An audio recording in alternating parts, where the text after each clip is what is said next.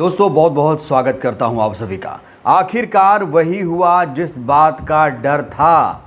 4000 EVM जलकर राख हो गई। दोस्तों इस समय की सबसे ताज़ा तरीन खबर मैं आपको बता रहा हूं और ये वीडियो सबसे पहले आप देखिए। अभी वीडियो भी सामने आ चुका है।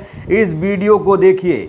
पश्चिम बंगाल में 4000 से ज़्यादा ईवीएम जलकर राख हो गई हैं। ये संयोग है या प्रयोग? सोर्स के मुताबिक कहा जा रहा 8 मंजिला ये इमारत है। आग नीचे की तरफ से शुरू हुई।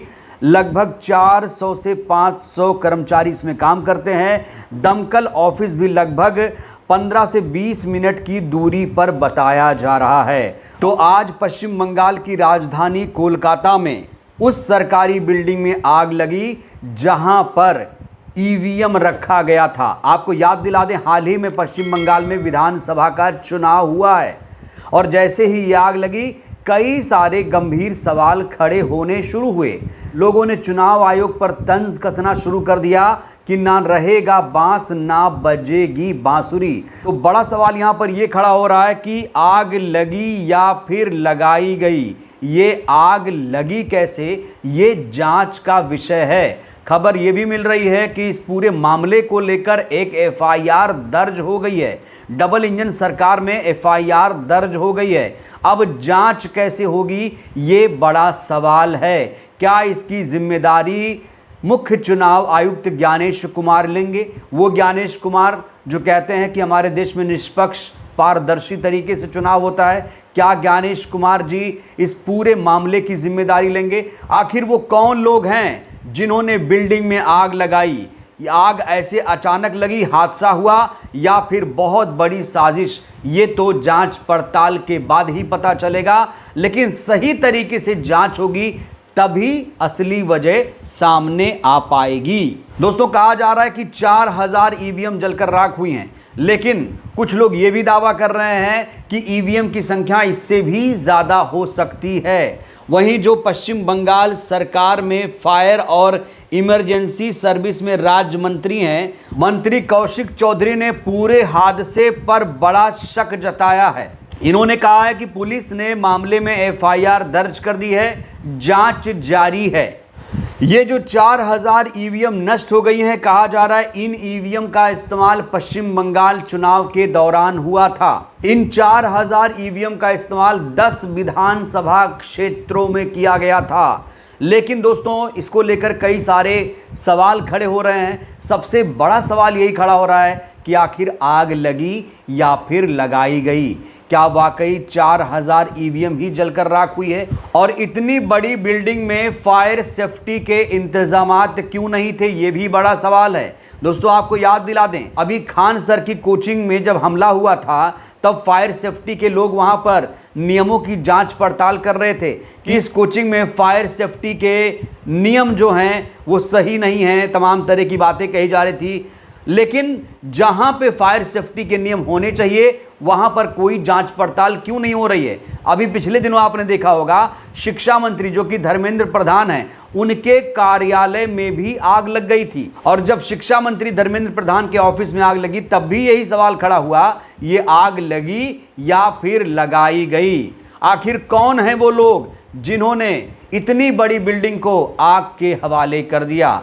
दोस्तों इसके पीछे बहुत गहरा शक जताया जा रहा है। खुद जो पश्चिम बंगाल सरकार में मंत्री कौशिक चौधरी हैं, उन्होंने खुद इस पूरे मामले को लेकर शक जताया है। लेकिन शक किस पर जताया है? तो बड़ा सवाल यह है कि कौन हैं वो लोग?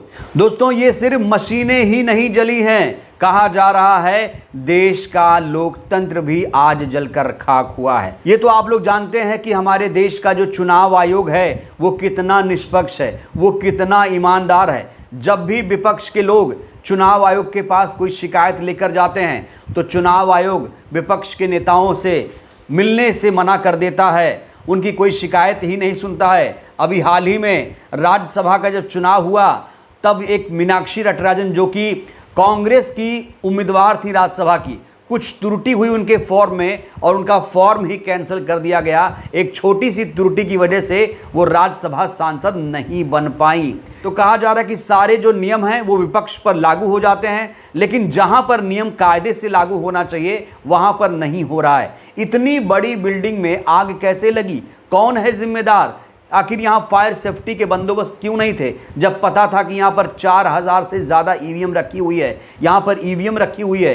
कोई उम्मीदवार बाद में उसके लिए शिकायत कर सकता है कि हमें कम वोट मिले, धांधली हुई, इस तरह की शिकायत दोस्तों आम हो जाती है। जब भी चुनाव होता है तो हारे हुए प्रत्याशी अक्सर दावा करते हैं कि हमें हराया गया, मशीन में धांधली हुई। इस तरह की शिकायतें अक्सर देखने सुनने को मिलती हैं और कई बार तो मामला सुप्रीम कोर्ट तक भी पहुंच चुका है।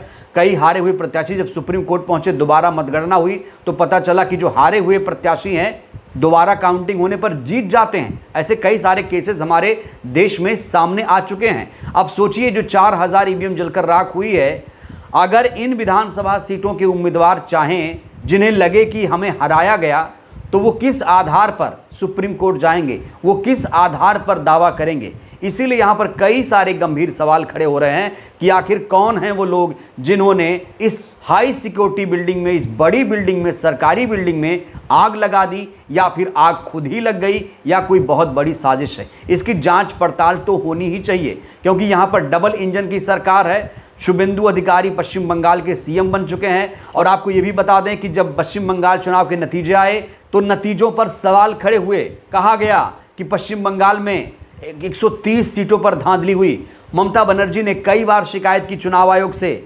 लेकिन ममता बनर्जी की शिकायत नहीं सुनी गई। ममता बनर्जी इसको लेकर सुप्रीम कोर्ट भी पहुंची, लेकिन वहां से भी कोई सकारात्मक नतीजा निकल कर सामने नहीं आ पाया। और अब जब इस बिल्डिंग में आग लगी जहां पर 4000 ईवीएम जलकर राख हो गई, तो फिर से मुख्य चुनाव आयुक्त ज्ञानेश कुमार साहब कटघरे में आ गए हैं। ज्ञानेश कुमार साहब जो कि सत्ता के बहुत ज़्यादा करीबी माने जाते हैं, मोदी शाह के बहुत ज़्यादा करीबी माने जाते हैं, लेकिन जितने ही सरकार के सत्ता के करीबी हैं, उतनी ही ज़्यादा दिक्कत इनको विपक्ष के तमाम नेताओं से है। विपक्ष का कोई भी नेता ज्ञानेश कुमार की कार्यशैली से संतुष्ट नहीं है।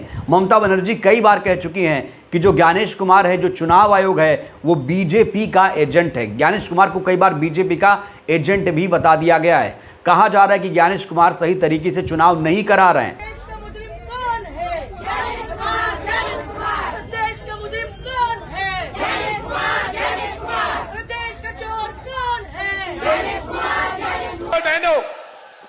जो चोर होता है, जो चोरी करता है, वो अंत में पकड़ा जाता है, हां या ना? जो चोरी करता है वो डरता है, हां या ना? पकड़े जाने से डरता है, हां या ना?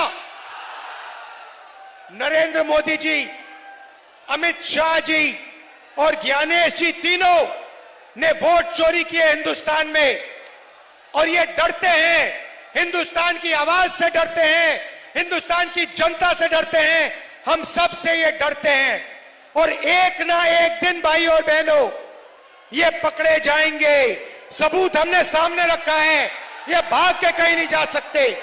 जब चुनाव होता है, जब आचार संहिता लागू होती है, तो विपक्ष पर सभी नियम लागू कर दिए जाते हैं, लेकिन जब सत्ताधारी पार्टी के लोग चुनाव प्रचार करते हैं, गाड़ियां दौड़ाते हैं, धड़ाधड़ पैसे बांटे जाते हैं, शराब बांटी जाती है, साड़ियां बांटी जाती हैं, तो उस दौरान ज्ञानेश कुमार कोई भी एक्शन नहीं लेते हैं। सत्ताधारी पार्टी के नेताओं को खुली छूट देते हैं, जो मर्जी करें उनको करने देते हैं। लेकिन जब विपक्ष के लोग कुछ करना चाहते हैं, कोई घोषणा करना चाहते हैं, कुछ वादे दावे करना चाहते हैं, चुनाव प्रचार में अगर ज़्यादा खर्चा कर देते हैं 10-15 हज़ार, तो उनके खिलाफ नोटिस आ जाता है। लेकिन सत्ताधारी पार्टी के नेताओं के खिलाफ ज्ञानेश कुमार साहब ने आज तक कोई भी नोटिस जारी नहीं किया। तो पश्चिम बंगाल की राजधानी कोलकाता में जिस तरीके से आग लगी, जिस तरीके से 4000 ईवीएम जलकर राख हुए, उससे सबसे बड़ा सवाल यही खड़ा हो रहा है, ये आग लगी या फिर लगाई गई? ज्ञानेश कुमार क्या इसकी जिम्मेदारी लेंगे? और अगर ज्ञानेश कुमार जिम्मेदारी नहीं लेंगे तो फिर इसकी जिम्मेदारी कौन लेगा? एफआईआर तो दर्ज हो चुकी है, क्या इसकी निष्पक्ष सही तरीके से जांच हो पाएगी?